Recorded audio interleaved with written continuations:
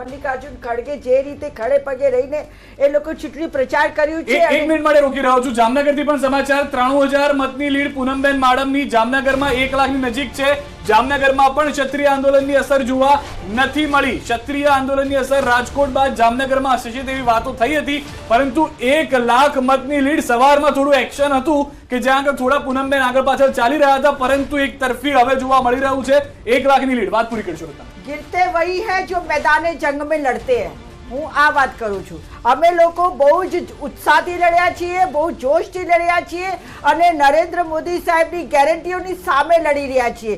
એટલે અમે લોકોએ જે પ્રતિસાદ આપ્યો છે, જનતા અમારી સાથે જે રહી છે એ બતાવી આવે છે કે જનતાએ ખરેખર તો એનડીએને અને ભારતીય જનતા પાર્ટીને નકારી કાઢી છે। ભલે જીતી રહ્યા છે પણ એ લોકો જીત્યા નથી, એ લોકોની જીતમાં હાર છે ને અમારી હારમાં જીત થવાની છે। ઠીક છે। ના કહી શકાય એટલા માટે કે તમે જુઓ કે ભારતીય જનતા પાર્ટી એવું કહેતી હતી કે અમે બધી સીટો 5 લાખ ઉપરથી જીતશું।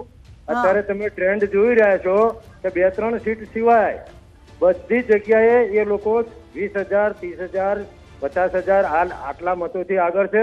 અને બીજું કે અમારું આંદોલન હતું, અમે કોઈ રાજકીય પક્ષ નથી, અમારો તો અસ્મિતાનો મુદ્દો હતો અને મુદ્દા માટે અમે ભારતીય જનતા પાર્ટીના વિરુદ્ધમાં મતદાન કર્યું હતું।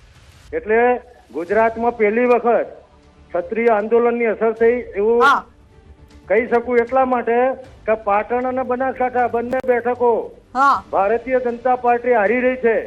એટલે જ્યાંથી શીર્ષ નેતૃત્વ જે રાજ્યમાંથી બિલોંગ થતું હોય ત્યાં 2 બેઠક જાય એટલે શરમજનક વાત કહેવાય।